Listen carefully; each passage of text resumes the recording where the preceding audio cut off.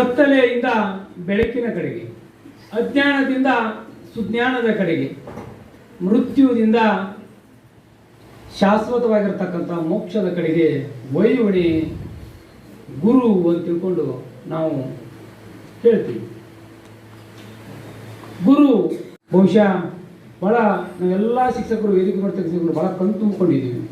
ಯಾಕಂತಂದ್ರೆ ನಾವು ಹೇಳ್ತೀವಿ ಗುರುರ ಬ್ರಹ್ಮ ಗುರುರ ವಿಷ್ಣು ಗುರುದೇವ ಮಹೇಶ್ವರ ಗುರು ಸಾಕ್ಷಾತ್ ಪರಬ್ರಹ್ಮ ತಸ್ಮೈ ಶ್ರೀ ಗುರುವೇ ನಮಃ.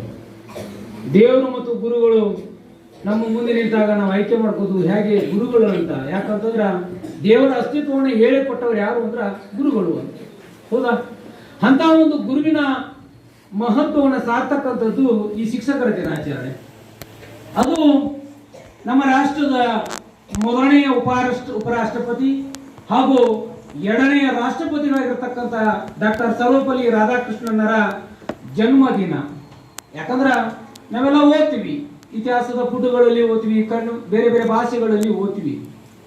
ಡಾಕ್ಟರ್ ಸರ್ವಪಲ್ಲಿ ರಾಧಾಕೃಷ್ಣನ್ ಅಂತಂದ್ರೆ ಬಹುಶಃ ಶಿಕ್ಷಕರಿಗೆ ಒಂದು ಮಾದರಿ ವ್ಯಕ್ತಿ ಅಂತ ನಾವು ಹೇಳ್ತೀವಿ.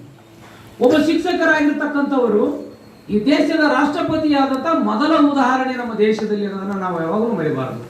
ಅಂತಹ ವ್ಯಕ್ತಿಯ ದಿನಾಚರಣೆಯನ್ನ ಅವರೇ ಹೇಳಿದ್ದು, ನನ್ನ ದಿನಾಚರಣೆಯನ್ನ ಆಚರಣೆ ಮಾಡಬೇಡಿ, ಶಿಕ್ಷಕರ ದಿನಾಚರಣೆಯನ್ನ ಆಚರಣೆ ಮಾಡಿ ಅಂತಕ್ಕಂತಹ.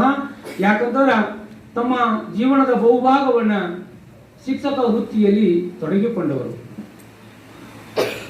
ಯಾಕಂತಂದ್ರೆ ಅವರು ನಾವು ಹೇಳ್ತೀವಿ ಬನಾರಸ್ ವಿಶ್ವವಿದ್ಯಾಲಯದಲ್ಲಿ, ಆಂಧ್ರ ವಿಶ್ವವಿದ್ಯಾಲಯಗಳಲ್ಲಿ ಪ್ರಾಧ್ಯಾಪಕರಾಗಿ, ತತ್ವಜ್ಞಾನದ ಪ್ರಾಧ್ಯಾಪಕರಾಗಿ,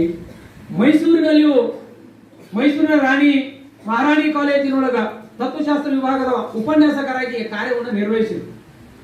ಹಾಗೆ ದೇಶಕ್ಕೆ ಸ್ವತಂತ್ರ ಸಿಕ್ಕ ನಂತರ ನಮ್ಮ ಡಾಕ್ಟರ್ ಸರ್ವಪಲ್ಲಿ ರಾಧಾಕೃಷ್ಣನಿಗೆ ನೀವು ನಮ್ಮ ರಾಷ್ಟ್ರದ ಉಪರಾಷ್ಟ್ರಪತಿ ಆಗಬೇಕು ಅಂತಕ್ಕಂಥದ್ದನ್ನ ಕರೆ ಬಂದಾಗ ಭಾರತ ಸರ್ಕಾರದಿಂದ, ಆಗ ಅಲ್ಲಿರ್ತಕ್ಕಂತಹ ವಿದ್ಯಾರ್ಥಿಗಳು ಆ ಒಂದು ನಮ್ಮ ಸರ್ವಪಲ್ಲಿ ರಾಧಾಕೃಷ್ಣನರನ್ನ ಸಾರೋಟಿಗೆಯ ಮೇಲೆ ತಾವೇ ಹೆಗಲಿನಲ್ಲಿ ಇಟ್ಕೊಂಡು ಆ ರಾಧಾಕೃಷ್ಣನನ್ನ ಸ್ಟೇಷನ್ದವರೆಗೆ ತಮ್ಮ ಹೆಗಲಿನಲ್ಲಿ ಇಟ್ಕೊಂಡು ಮೆರವಣಿಗೆ ಮಾಡ್ತಾ ಹೋಗಿ ಕಳಿಸಿಕೊಂಡದ್ದು ಏನದಲ್ಲ, ಆಗ ಡಾಕ್ಟರ್ ಸರ್ವಪಲ್ಲಿ ರಾಧಾಕೃಷ್ಣರು ಬಹಳ ಭಾವುಕರಾಗುವಂತ.